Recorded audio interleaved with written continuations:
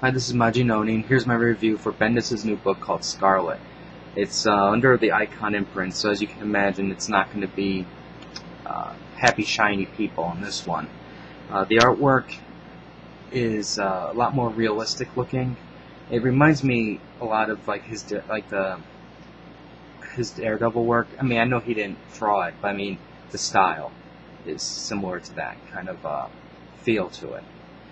And I originally didn't plan on buying this, but one of the employees at the comic store I go to just threw it in my hands, and I was like, oh, okay, you got a girl with a gun, a couple guns, and she looks pissed off, so you can't really go wrong with that. So I gave it a try, and I'm really glad I did, because this was actually a really good book. There's going to be some spoilers, so if you haven't read this book, then you might want to come back later. Now, it's kind of while this is a good introductory issue, it kind of starts you in the middle, right in the middle of things, and then it gives you an overview of basically how we got there. And you basically have Scarlet, and she's basically taking down this guy who you find out later is a cop. And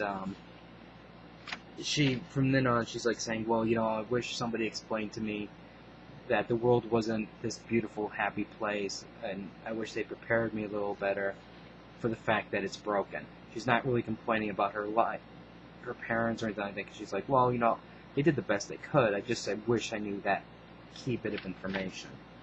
And what's a little bit different is that in this book, she's actually talking to you, rather than talking to herself, or you find out her thoughts through other ways. So it's a lot more personal, or intimate when you're reading it.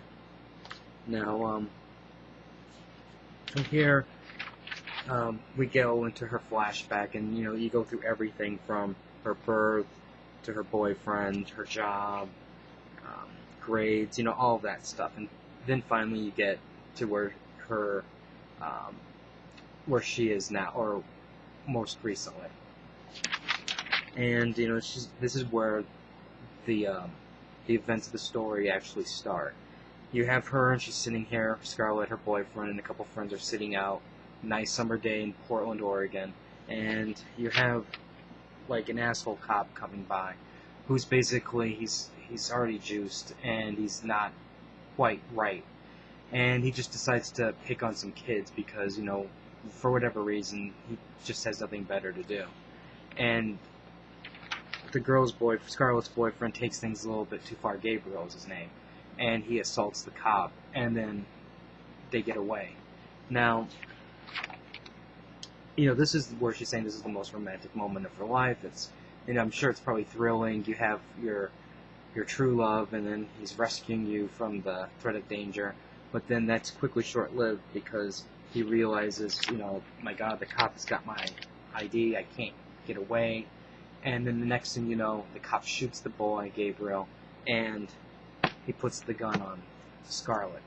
Now, what I'm going to do is I'm going to stop the overview from here, because I want you guys to buy the book and see what happens. What I will say is this book is really good. It's setting up for something.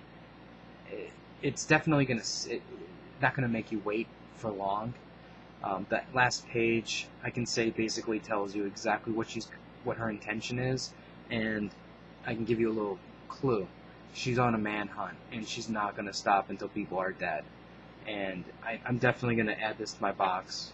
And I was almost thinking about making this title Book of the Week for me, but there was other titles that I knew that I didn't buy. Like, I heard the Super Soldier book was good. I heard Hellboy was good. I didn't have those. I already did the review on Shadowland, and that actually turned out to be really good. And I was kind of tempted to do that as Book of the Week. And then there was X-Force. That was also a contention. There was a lot of good books. But I can say that this is the one book that actually came completely out of nowhere, and then it really caught my interest. While Shadowland was a good title, I think most of you people out there know roughly how it's going to turn out. Everything's going to reset to a status quo, and then it's, the journey there might be exciting, but things are going to just reset eventually. But this is unknown territory. We don't know where it's going to go, who she's going to kill, how far corruption is. Well, it's a lot more interesting in that aspect, at least to me. So that's why this kind of is a little bit up higher on my book of the week. Like I said, I highly would at least recommend getting this. It's I think it might, even though I know there's a lot of Bendis haters out there, especially because he's, it's like everywhere you turn you see his name type thing. So I understand and understand your plight, and I almost didn't buy it just for that reason also, but I'm glad I did. I really like the art. I think the art's really, it's a nice change compared to what we're normally used to in traditional Marvel and DC titles, and I think the added level of realism in the art style, it really adds to the whole atmosphere of the book. It takes it out of a less cartoony atmosphere and gives it a more serious type vibe to it. So again, I really liked it. If you have any questions or comments, feel free to leave it on the side. Subscribe to the channel, and until next time.